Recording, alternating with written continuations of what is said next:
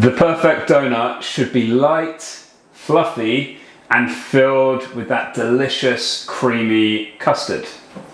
Store-bought ones though are pretty boring, pretty plain, dry and flavourless. So I'm going to show you in this video exactly how to make the perfect custard donut. My name is Patrick and I've spent my entire career working in top restaurants all over the globe. And today we're going to be making the ultimate custard donut from scratch with an amazing twist on that custard filling. So the inspiration for the malted custard came from a childhood classic. We used to always be eating malted milk biscuits, and I wanted to incorporate this flavor into like an adult kind of dessert. So I came up with malted custard. So last night, late at night, I made my dough for the donuts. This needs to be done the day prior because the dough contains butter and it needs to set in the fridge overnight before we can actually cut it out and roll it into the donut shapes. So to make my dough, I add my water, my flour, sugar, 15 grams of fresh yeast, 4 whole eggs, and the zest of 1 lemon into that mixer. I'll set the dough hook attachment on there and I'll get that mixing for 7 minutes until everything's come together. The dough has come off the sides of the bowl and the dough's in one piece. It should be quite stretchy and glossy by this point, but not completely smooth.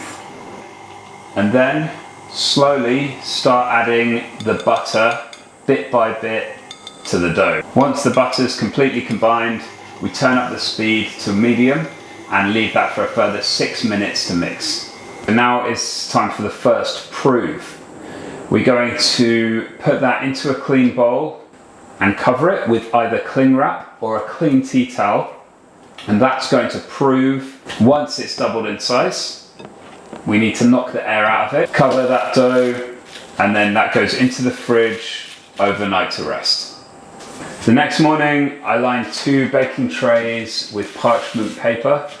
I'll take out the dough from the fridge, and I need 16 very even pieces from this. So the most simple way to do this, take the dough and shape it into a completely even shape so I can cut down the middle and split that exactly into 2.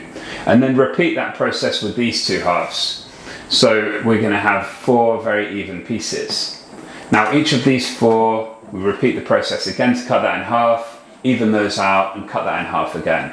If we do that with all of the dough, then we're left with 16 very even pieces. Then, with a little bit of flour on your hands, roll each one into a nice round ball, place down onto the parchment paper, and just press that down to encourage the shape of the donut that we're looking for. We're looking for a slightly disc shape rather than a complete sphere. Once all of these pieces of dough are laid out on those lined trays, we're going to put that somewhere warm for around 3 to 4 hours until the pieces have doubled in size. Ah yes, the classic Englishman in his natural habitat. No shoes, but the socks, like I'm expecting a flood. So here's how to make a cartouche. I'm folding in half a square of greaseproof paper, in half again, and then from the corner I'm folding that into the sides, into a kind of thin triangle shape. Then I'll measure from the center of the bowl to the outside, cut that off with scissors, unravel it, crumple it up a bit, and that will be really useful for preventing a skin from developing on the custard. Okay, time to make our pastry cream now. I've made this one before for my trifle video, and I love pastry cream. This one is a variation which includes that malted flavor. So what we're doing is we are heating up our milk in a pan, splitting and de-seeding 1 vanilla pod, and those seeds and the pod go into the milk. You want to see how to de-seed them in more detail? Check out my trifle video, I explain that more thoroughly. So our milk and our vanilla pods are just on the heat, ticking away, and that's going to infuse that flavour of vanilla into the milk. While that's happening, we will weigh out our flour, corn flour, sugar, egg yolks, and malted milk powder into a bowl and give them a good mix with a whisk.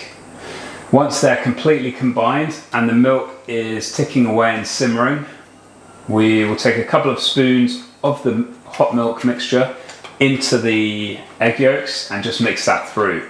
Once that's completely combined, that egg yolk and milk mixture can go back into the pan on the heat and combine that together. We'll just keep mixing that until that thickens up. At some stage, we're going to swap over that whisk for a spatula. Just mix that through, it will thicken up. You'll see it will get lumpy at times. That's okay. We can stir out those lumps towards the end. Once that's completely thickened up, into a clean glass bowl, cover with the cartouche to prevent the skin from forming, and then into the fridge to set the custard. Right, so now we're going to cook these donuts. I've got 2 litres of sunflower oil in a big pot on the stove. And I'm going to bring that up to 155, 160 degrees. Next, I want to be able to easily separate these and put them into the oil. So I'm just going to cut around each donut on the paper with some scissors. This is going to allow me to drop them into the oil a lot more easily without knocking out too much of the air. So just take one of these and just let it gently off the paper to slide into the oil. I'm only going to put probably 3 or 4 at a time in here. I don't want to overfill this pot. Being so gentle because we don't want to knock out any of the air. So we're aiming for a really nice golden brown colour on these. Okay, these looking good. They're nicely golden brown. I'm going to bring them out to the paper to drain.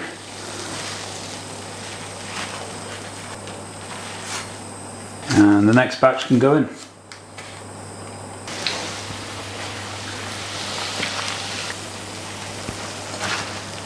And while these donuts are still hot, freshly out the fryer, toss them through some caster sugar to coat them.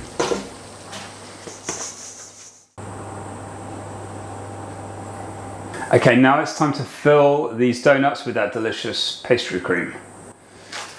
I'm overlapping the bag over my fingers to make as little mess as possible, then using a ladle to transfer it. I'll just make an incision with that piping bag into the middle of the donut and just gently squeeze to fill it up.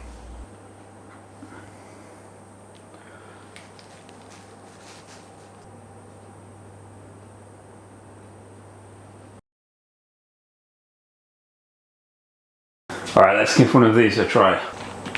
That's so good. I'm getting that like lemony, doughy freshness with the fresh yeast, with the lemon zest, and then the malted, rich custard in the middle, which really reminds me of those biscuits when I was a kid, those malted milk biscuits. Worth trying at home. And let me know, what should I cook next? Ciao.